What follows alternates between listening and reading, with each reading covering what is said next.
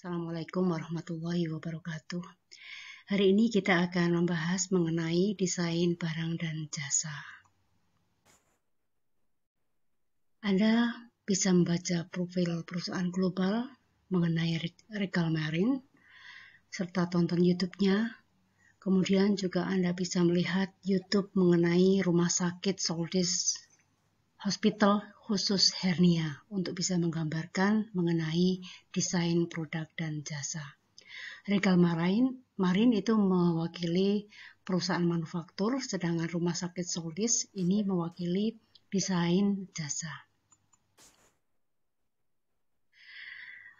Kita ambil contoh untuk global company profile Regal Marine.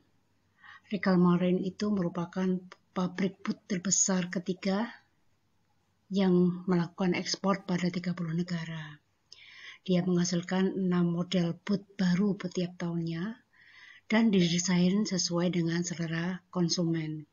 Dia menggunakan komputer aided design dan komputer aided manufacturing untuk menciptakan keunggulan biaya, mengurangi waktu prototipe. Dia juga tersertifikasi ISO 9001. Harga boot Regal Marine cukup mahal, yaitu 14.000 hingga 500.000 US dollar. Nah, di dalam desain produk dan jasa, kita akan membahas mengenai bagaimana kita seleksi barang dan jasa. Seleksi barang dan jasa itu adalah pemilihan barang atau jasa yang diserahkan kepada pelanggan. Nah, ini harus mendukung keunggulan kompetitif. Misalnya kalau rumah sakit Soldis atau Soldis Hospital itu adalah rumah sakit yang mengkhususkan diri pada penyakit hernia dengan jangka waktu opnam yang lebih pendek dibandingkan dengan penyakit yang sama jika dilakukan perawatan di rumah sakit yang lain. Kemudian contoh yang lain Toyota, Honda, dia salah satu perusahaan yang memiliki keunggulan kompetitif dalam hal time, ya. Dia responnya cepat, menghasilkan model-model baru dengan waktu yang singkat. Kalau kita lihat mobil-mobil Honda, Toyota itu hampir sering sekali kita menemukan model desain baru. Lalu ada produk Cina yang menekankan pada low cost, ya. Nah, dalam seleksi produk ini bisa ratusan kali, jadi tidak langsung sekali jadi. Kemudian di dalam mendesain produk, kita mengenal ada siklus kehidupan produk. Jadi siklus kehidupan produk itu kita lihat di gambarnya, ya.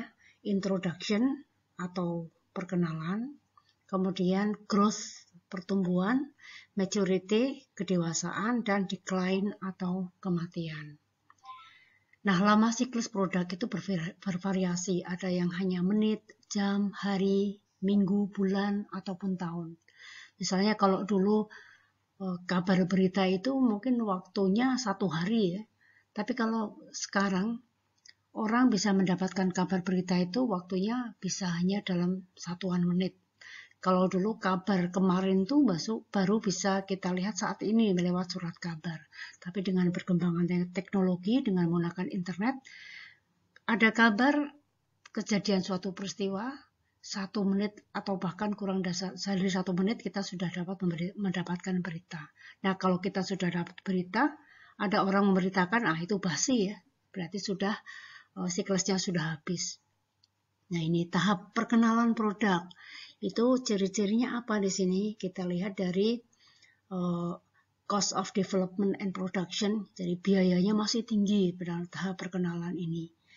Kemudian penghasilan dari penjualannya atau sales revenue-nya juga belum tinggi, ya. Kemudian profitnya bahkan negatif yang warna ungu.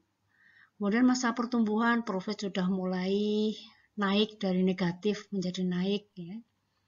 Kemudian kita lihat sales revenue-nya juga begitu, biaya pengembangan semakin menurun, ya.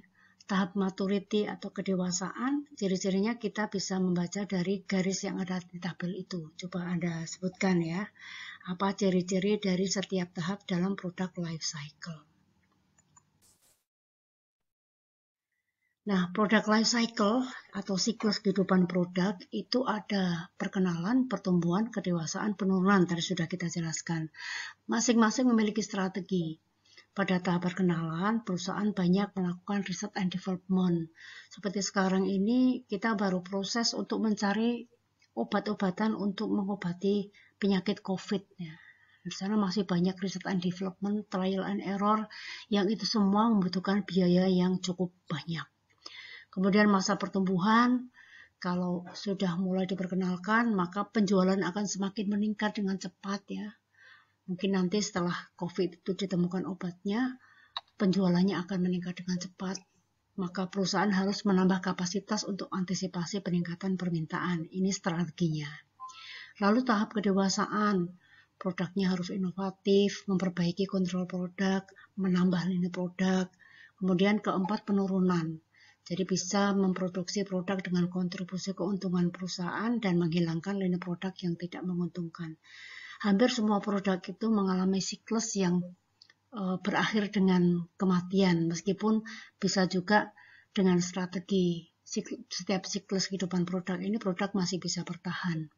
Kita lihat gambar sini, kita perkembangan handphone ya, sampai ke smartphone dari tahun ke tahun. Mungkin Anda tidak mengalami ya handphone yang cukup besar sebesar batu bata yang paling kiri ya. Kalau saya ngalami semua itu. Sampai ke sekarang ke smartphone. Nah itu siklus kehidupan produk.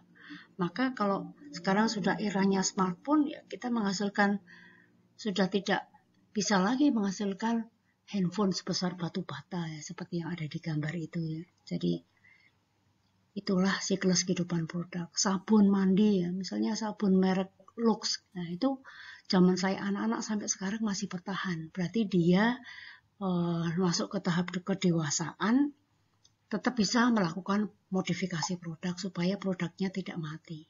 Nah, Anda bisa kasih contoh produk yang sekarang tahap perkenalan apa, contoh produk yang sekarang sedang tumbuh apa, yang sedang dewasa apa, yang mulai turun yang mana. Itu Anda bisa kasih contoh satu persatu. Lalu analisis penilaian produk. Kita bisa membuat daftar produk menurut kontribusi rupiah pada perusahaan.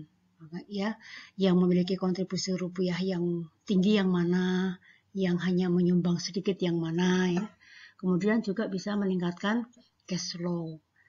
Jadi bisa dengan cara menaikkan harga atau mengurangi biaya, meningkatkan penetrasi pasar, misalnya dengan memperbaiki kualitas, menurunkan harga, lalu mengurangi biaya. Itu dengan cara memperbaiki proses produksi.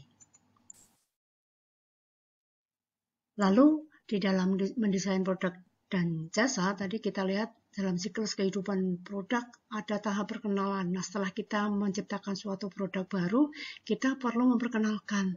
Nah, bagaimana kita menciptakan produk baru? Jadi kalau produknya sampai kedewasaan, kita menggantikan produk yang baru. Misalnya Windows atau Office itu ketika dia meluncurkan suatu produk baru, dia sudah mempersiapkan penggantinya. Nah, bagaimana menciptakan produk baru? Diawali dengan brainstorming. Jadi tim yang mengemukakan ide secara bebas mengenai subjek tertentu. Jadi tim kreatif ya, mereka melakukan diskusi secara bebas. Itu yang kita sebut sebagai brainstorming ya. Mereka menemukan ide secara bebas, kemudian melakukan diskusi. Nah, bagaimana brainstorming dalam menciptakan produk baru?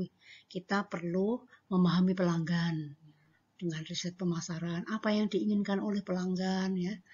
Kemudian juga memperhatikan perubahan ekonomi. Sekarang kondisi lagi sulit ya, maka produk-produk yang laku adalah produk-produk yang harganya murah, terjangkau, misalnya seperti itu. Kemudian perubahan sosial dan demografi.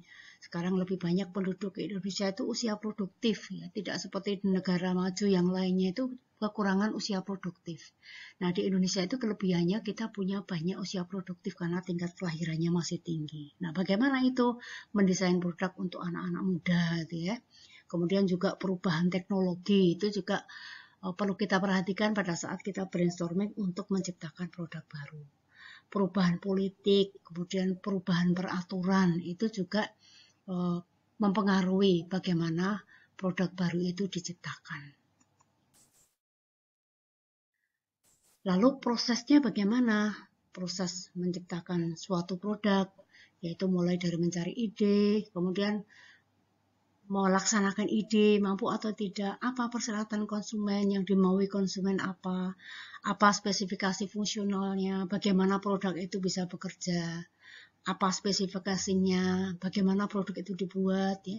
Kemudian juga review desain, apakah spesifikasi produk itu terbaik bagi konsumen, lalu uji pasar, habis itu pengenalan ke pasar, serta evaluasi berhasil atau tidak. Seperti kalau kita lihat ada iklan mobil baru, ya, itu biasanya tidak langsung diluncurkan dan dijual besar-besaran. Dia akan membuat prototipe dulu, ya, dilakukan pameran-pameran otomotif. Kalau Anda pernah melihat di Kemayoran, di Pekan Raya, itu biasanya ada pameran mobil. Nah, di sana beberapa perusahaan otomotif memperkenalkan produk baru. Dia belum memproduksi secara massal, tapi dia baru memberikan perkenalan, ya, membuat prototipe. Setelah nanti di reaksi dari pelanggan seperti apa, baru dilakukan uji pasar dan seterusnya. Lalu di dalam desain produk dan jasa kita mengenal ada QFD atau Quality Function Deployment.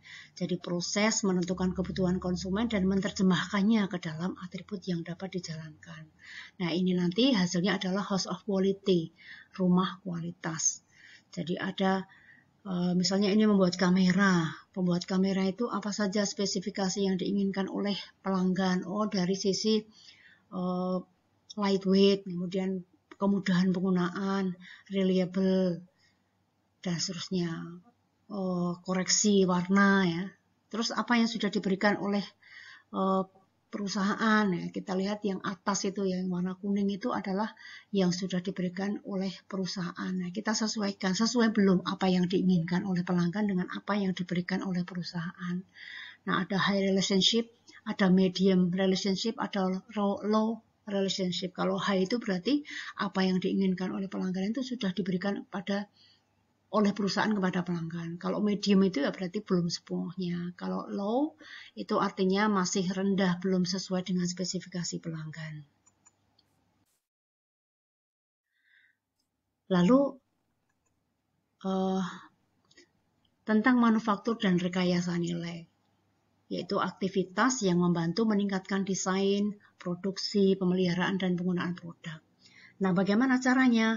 Bisa dengan mengurangi kompleksitas produk, menambah standarisasi komponen, memperbaiki fungsi, memperbaiki desain pekerjaan dan keselamatan kerja, memperbaiki pemeliharaan produk, serta desain yang hebat. Contoh yang kita lihat di gambar itu ada sepeda motor matic, ya. Nah, ini sepeda motor matic itu salah satu contoh bagaimana mengurangi kompleksitas produk. Kalau dulu starter itu harus pakai engkol, ya, membutuhkan tenaga, maka sekarang starter cukup dipencet. Kemudian komponennya menjadi lebih standar, dari standar keamanan juga begitu. Maka kalau kita menyalakan mesin itu, kalau standar pada sepeda motor belum diturunkan, mesinnya belum bisa nyala. Itu untuk menjaga keamanan. Salah satunya seperti itu. Untuk keselamatan kerja, ya. Kemudian desainnya bagus, kita bandingkan dengan sepeda motor sebelumnya. Juga smartphone, kita lihat fungsinya cukup banyak, menambah fungsi. Kalau dulu itu telepon itu hanya untuk komunikasi, melakukan panggilan, menerima panggilan. Sekarang sudah semakin banyak fungsi, ya. Untuk hiburan, ya, untuk kamera, kemudian untuk Facebook, Instagram, Twitter, ya. Dan banyak sekali fungsi yang lain. Bahkan untuk remote control. Lalu untuk apa lagi, ya? Coba Anda bisa sebutkan fungsi dari smartphone, ya. Jadi lebih baik lagi fungsinya. Lalu contoh computer aided design, ya. Di sini ada YouTube yang bisa Anda lihat. Di sini beberapa hal dalam desain produk yang perlu kita ketahui, ya. Ada robust design, yaitu desain yang sesuai dengan persyaratan, meskipun dalam kondisi yang tidak layak. Jadi dalam situasi yang tidak memungkinkan, produk itu masih bisa kita lakukan. Misalnya kalau dulu ada CD player itu, kalau CD-nya sudah cacat nggak bisa diputar. Tapi dengan produk yang robust design, meskipun CD-nya itu cacat, kita masih tetap bisa memutar. Modular design itu komponen-komponen yang dirakit ya, dan menjadi sub-sub modul. Kemudian juga komputer aided design, komputer untuk mengembangkan dan mendokumentasikan produk. Seperti kalau kita lihat di acara televisi itu, pembuatan mobil itu dia butuh bantuan CAD untuk menggambarkan desain mobilnya, ya. Menggunakan prototipenya seperti apa dibantu oleh komputer. Kemudian juga komputer aided manufacturing atau CAM, penggunaan teknologi informasi untuk mengontrol mesin. Ada juga environmental friendly design, jadi di sini mengembangkan produk yang aman. Seperti kalau AC itu ada AC yang melindungi lapisan ozon, ya. Kulkas juga begitu. Ini bisa kita lihat contoh-contoh di sekitar kita. Lalu bagaimana desain untuk jasa? Kalau tadi kita contohkan desain produk manufaktur, sekarang kalau jasa bagaimana? Nah, desain produk jasa, desain jasa ya, itu sifatnya unik karena ada interaksi dan partisipasi dengan konsumen. Misalnya dalam desain rumah itu konsumen ikut terlibat ketika dia membuat desain. Pada saat delivery menyerahkan jasa, misalnya jasa fitness ya, Anda olahraga itu Anda sambil menikmati dia perusahaan mendelivery atau menyerahkan jasanya, Anda sambil menikmati dalam waktu yang bersamaan. Lalu proses, terlibat dalam proses, misalnya seorang guru memberikan pelayanan kepada murid dengan cara mengajarkan, mendidik ya. Seperti saya mengajar Anda itu, Anda ikut terlibat dalam suatu proses ya. Lalu spesifikasi desain bisa berupa narasi, foto. Nah, kalau kita mau memberitahu pada konsumen ya bahwa saya memiliki rias manten yang bagus ya, kita dengan cara menunjukkan gambarnya. Oh, ini sebelumnya seperti ini, setelah dirias menjadi seperti ini. Ini desain jasa. Atau mungkin perawatan tubuh ya, dari gemuk menjadi langsing, ditunjukkan oleh foto ya, ada before dan after. Ini spesifikasi desain untuk jasa. Lalu dalam desain jasa kita perlu memperhatikan ya, pendekatan desain jasa ada customization. Jadi customization itu adalah memenuhi kebutuhan spesifik setiap pelanggan secara spesifik. Misalnya membuat desain kitchen set. Nah, di sini sesuai dengan kebutuhan spesifik pelanggan, warnanya tertentu, desainnya tertentu ya. Kemudian juga modularity, paket-paketnya, modul-modul. Misalnya di sini paket ayam itu kita lihat modulnya paket 1, 2, 3, ada berbagai pilihan dan ada berbagai harga yang masing-masing sudah dirakit sedemikian rupa. Lalu juga otomatisasi, kita lihat di sini ada ATM ya, kemudian mesin untuk membeli minuman ya, dia melakukan mendesain secara otomatis. Lalu moment of truth ya, jadi pengalaman yang paling terkesan saat berinteraksi dengan pelayanan. Jadi bagaimana seorang perawat di sini melayani pasien itu menimbulkan kesan tersendiri kepada konsumen. Itu penting bagi pendekatan desain jasa.